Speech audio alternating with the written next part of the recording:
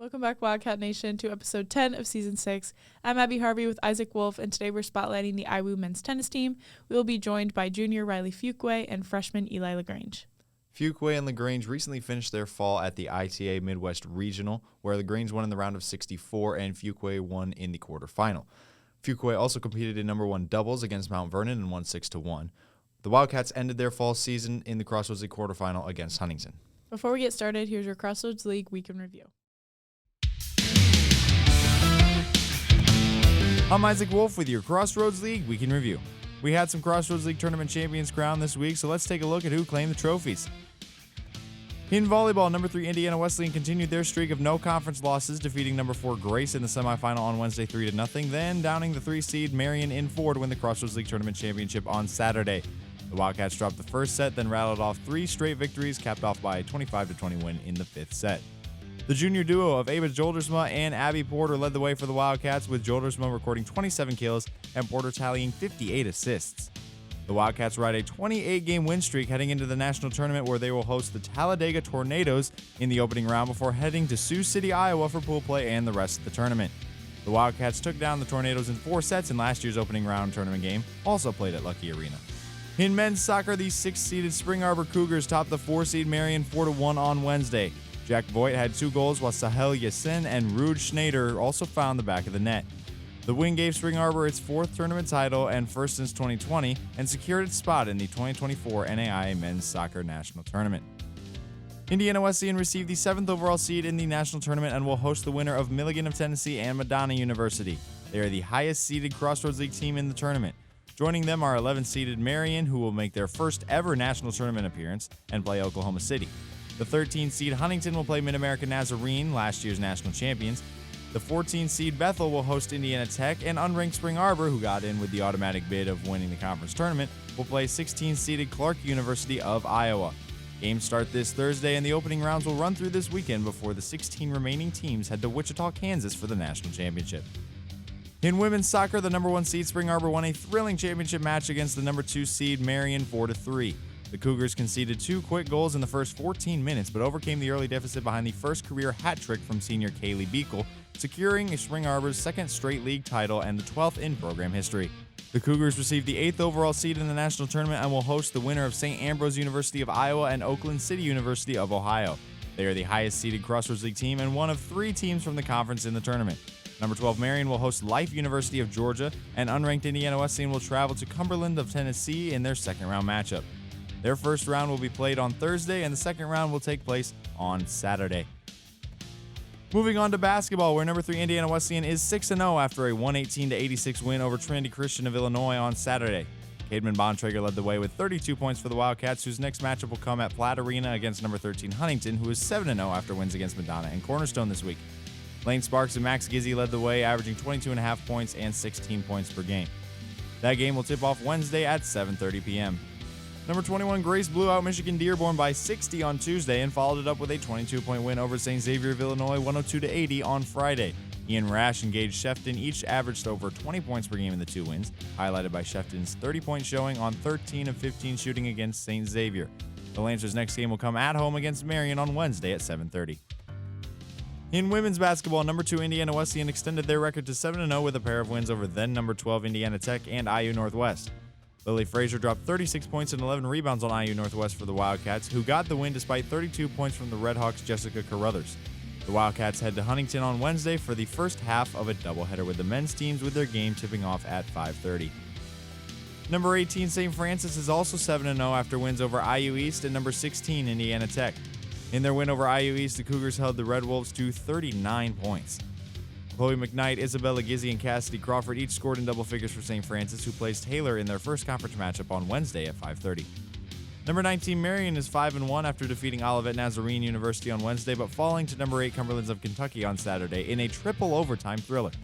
Taylor Double had 36 points, and Abby McNally added 29 points and 16 rebounds for the Knights, but it was not enough as they fell short 103-99. They have a chance to bounce back at Grace on Wednesday at 5:30. And a 24-year record was broken at Mount Vernon on Saturday. The Cougars' redshirt sophomore guard Teresa Maggio scored 41 points in an 84-49 victory over Lawrence Tech, breaking Ann Nussbaum's record of 40 points in a single game set in 2000. As for this week's Crossroads League Awards, we'll start with the weekly awards. We have the Volleyball Attacker of the Week, and it goes to Ava Joldersma of Indiana Wesleyan. Joldersma overpowered the defenses of number 24 Grace and number 22 Marion with 6.3 kills per set. In a Crossroads League tournament semifinal sweep of the Lancers, Joldersma had 17 kills and just one error before going for 27 kills and 80 swings to lead IWU past Marion in a 4-set title match. The Volleyball Defender of the Week is Marissa Mullins of Indiana Wesleyan. The steady presence of Mullins at the net for number 3 Indiana Wesleyan helped power the Wildcats to the Crossroads League Tournament Championship.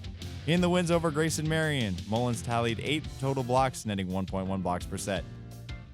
And it was a clean sweep in the volleyball department for Indiana Wesleyan as Abby Porter once again won Setter of the Week. Porter continued orchestrating the offense for number 3 IWU, powering the Wildcats to the Crossroads League Tournament Championship. The junior setter posted 13.7 assists, 2.7 digs, and 0.6 blocks per set and had 58 assists, 12 digs, and 2 blocks in the title match. The women's soccer offensive player of the week is Kaylee Beekle of Spring Arbor. Beekle recorded her first career hat trick to lead number 11 Spring Arbor to a 4-3 win over number 9 Marion in a thrilling Crossroads League Tournament Championship match. Beekle scored on all 3 of her shot attempts in the contest. The men's soccer offensive player of the week is Jack Voigt of Spring Arbor. Voigt highlighted Spring Arbor's 4-1 win over Marion to secure the Crossroads League Tournament Championship. Voigt scored twice, finding the back of the net on each of his shot attempts in the match. The men's soccer defensive player of the week is Jack Christini of Spring Arbor. Christini made 5 saves in goal for 6-seeded Spring Arbor, allowing just 1 goal in Spring Arbor's 4-1 win over Marion in the Crossroads League Tournament Championship. The women's basketball offensive player of the week is Teresa Maggio of Mount Vernon Nazarene. Maggio set a single-game scoring record for Mount Vernon with a 41-point performance on 16 of 21 shooting in the Cougars' 84-49 win over Lawrence Tech. Maggio also grabbed 6 rebounds, had 6 steals, 5 assists, and 2 blocks in the record-setting performance.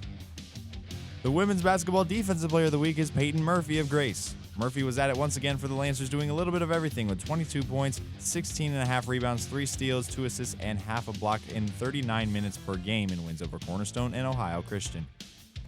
The men's basketball offensive player of the week is Cademan Bontrager of Indiana Wesleyan. Bontrager led number 3 IWU in a 118-86 win over Trinity Christian with 32 points, 8 rebounds, 2 assists, 1 block, and 1 steal in just 27 minutes of work. The redshirt sophomore forward sank 14 of 16 field goal attempts in the win.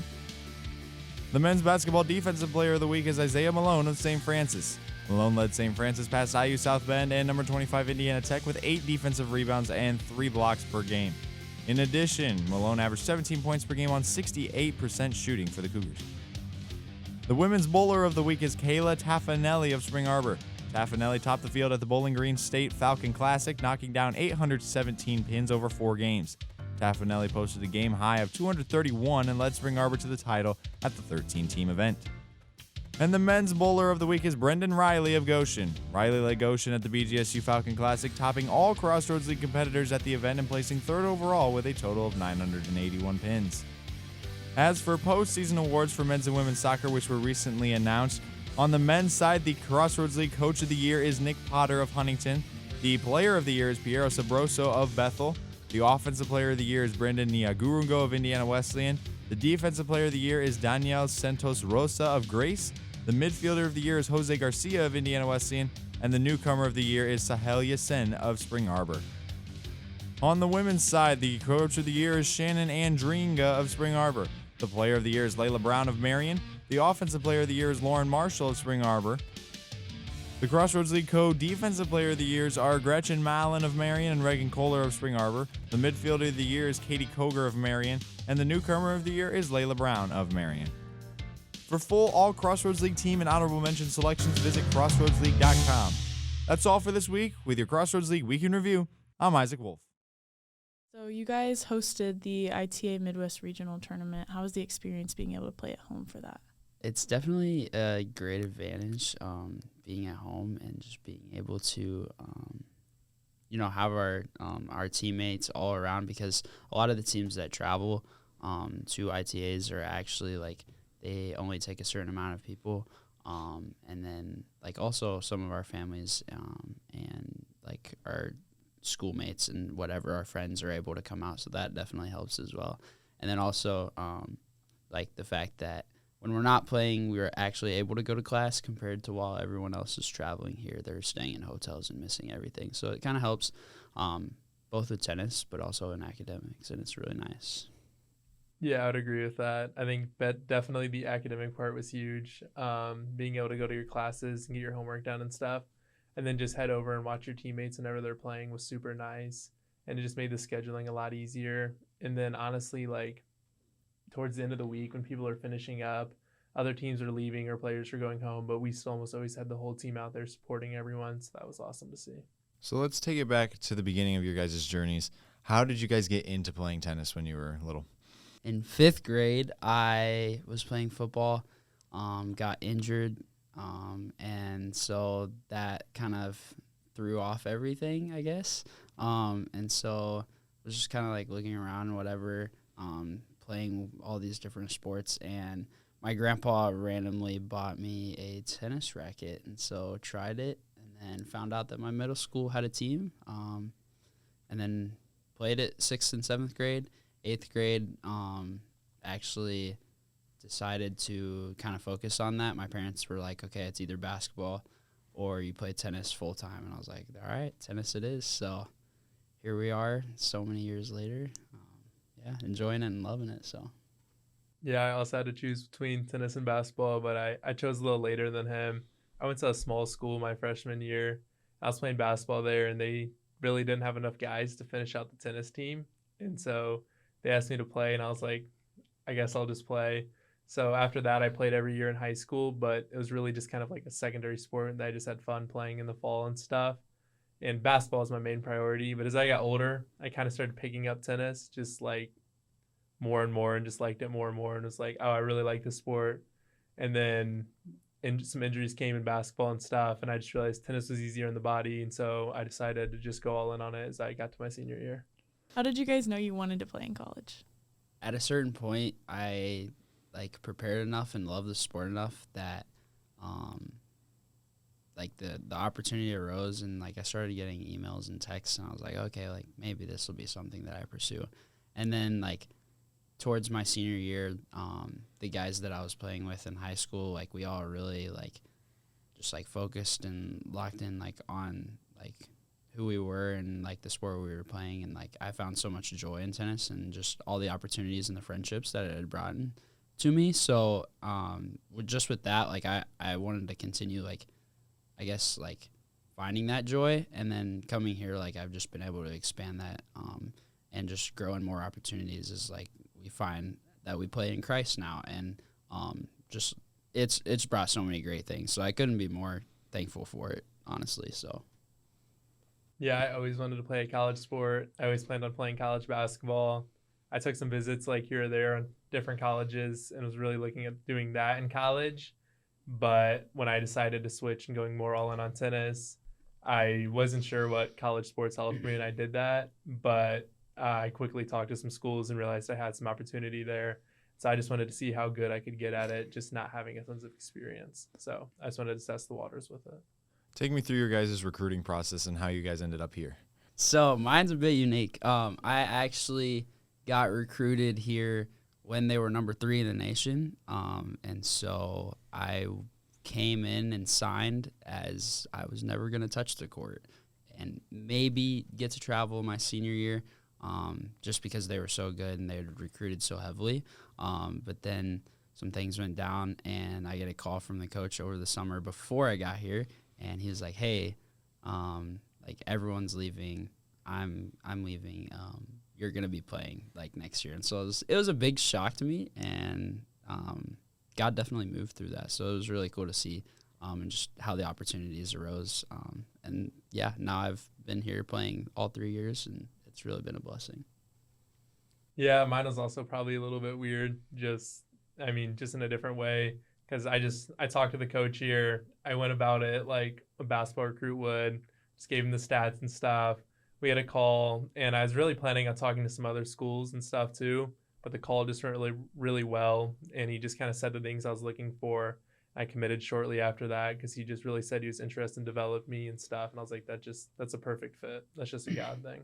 What do you think the biggest challenge is for you guys as a team being so young?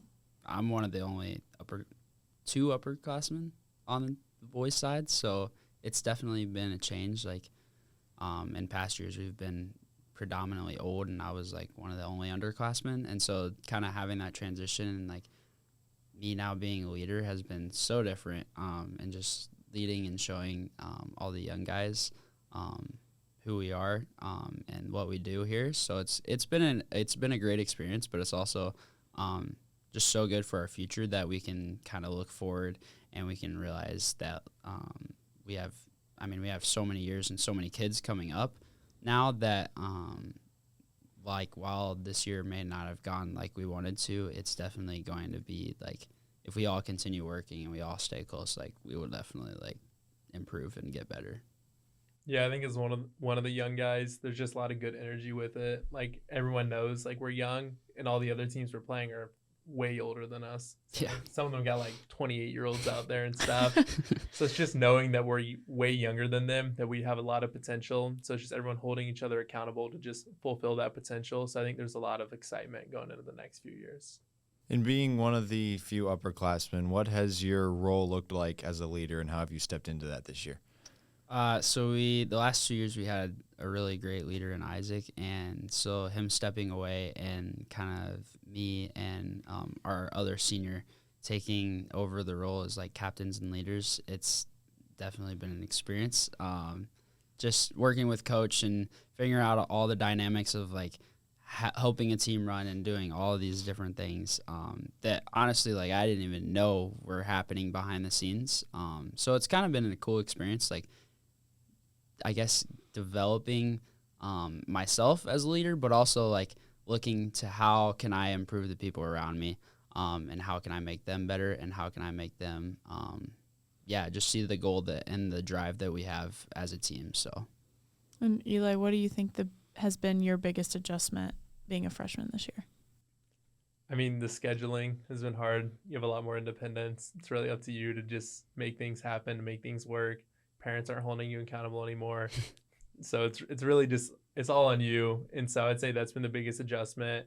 But I think having a college sport has made that easier for me, making it harder, because it kind of builds a schedule in for you, and you have to be disciplined to get stuff in.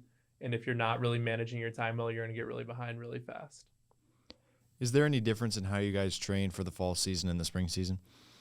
So this actually just got changed, but for this year we play conference in the fall, and then we play just like out of conference and like eventually compete for nationals in the spring. So fall is like really quick, like month and a half. It's fast.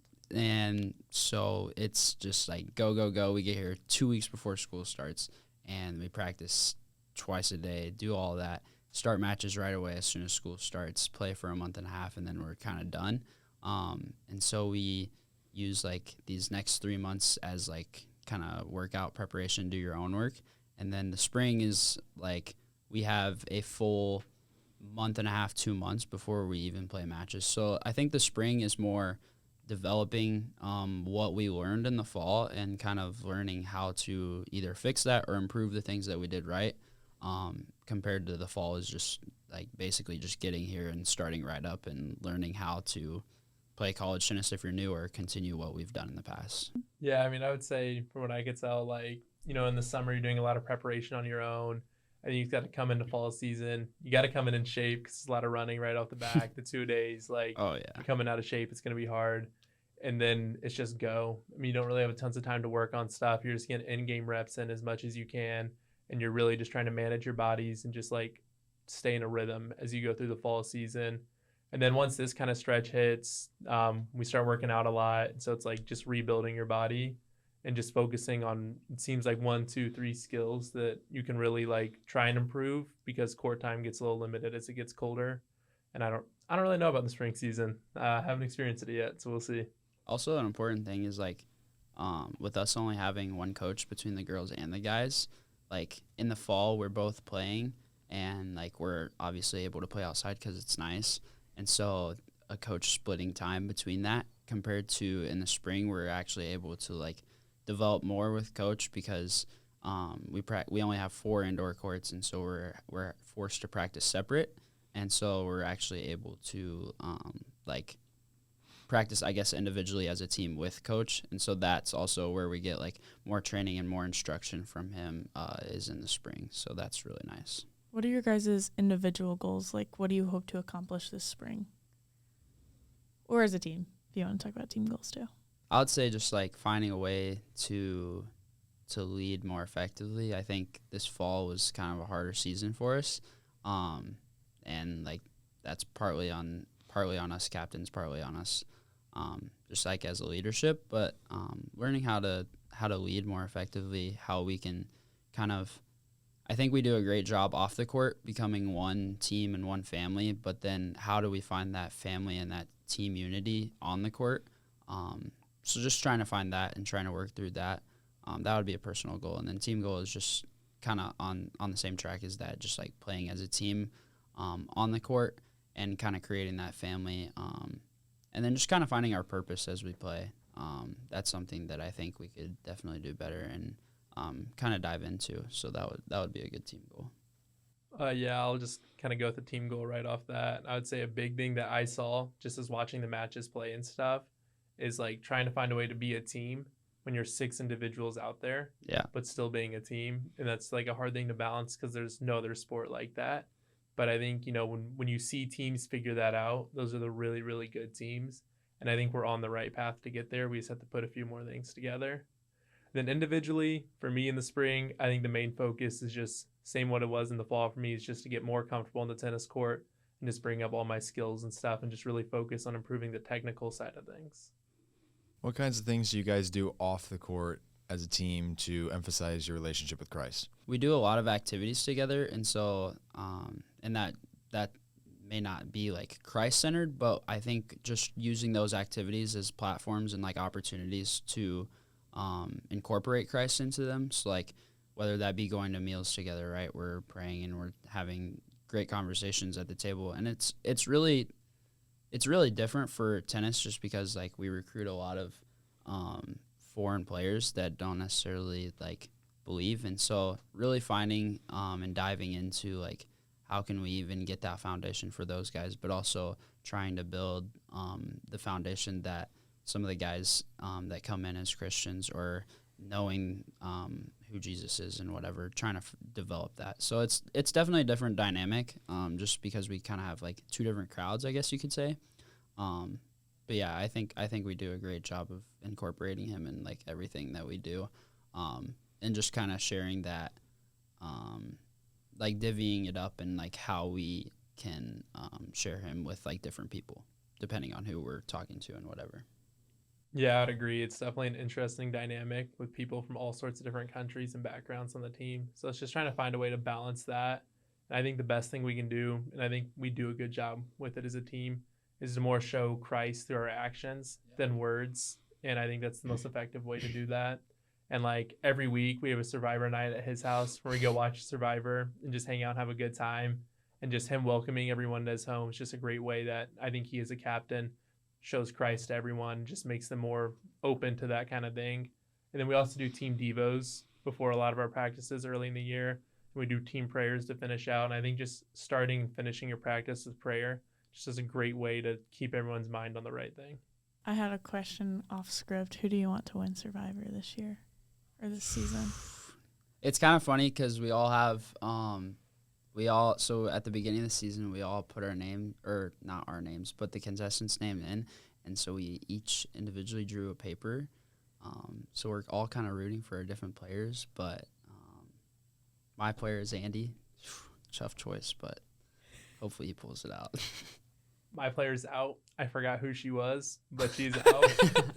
But I'm actually pulling for Andy just because he's so entertaining out there and just he's something. So bad, but has made it so far somehow.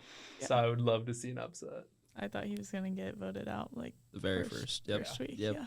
Anyway, back to scheduled programming. What do you think has been your biggest area of growth in your guys' time here? I know you haven't been here very long, but what have you seen yourself grow in the most? I would say personally for me, my tennis game has extremely changed and I've gotten so much better with that. But I think just the maturity and I think the growth through finding my purpose in playing has been crazy because like I said before, like I found joy in playing tennis, but kind of rooting that joy now in Christ, and just like that's the reason I play, and I can play with freedom because of that. So I think that's been the main source of growth for me. I'd say for me, not been here super long, but the biggest thing I've noticed is just developing more patience. It's been a lot of growing pains just between adjusting to college, kind of adjusting to really focusing on a new sport. And so those growing pains, it just forced me to develop patience, which I kind of lacked when I was younger. And so it's been great for me. If you had to pick one memory from your career and then just one thing that stands out from your first semester here, what has been your favorite part of being part of the IWU men's tennis program? I think this is a classic answer across all boards, but the spring break trips that we take are just unreal. And I know he hasn't exactly experienced that yet, but yeah, I mean, together with one team for a week is like, it's so much fun getting to know each other, just spending time with each other, and just also like playing the game that we all love. So that's definitely the highlight for me. That's what the girls said too. Yep. Yeah, I've not experienced that. I've heard great things about it. Everyone seems to love that. But I would say the biggest, like, I loved the ITA week. I thought that was great. I thought it was super fun. Just everyone was out there, like, playing for yourself, but you could, like, look around and see all your IWU teammates out there.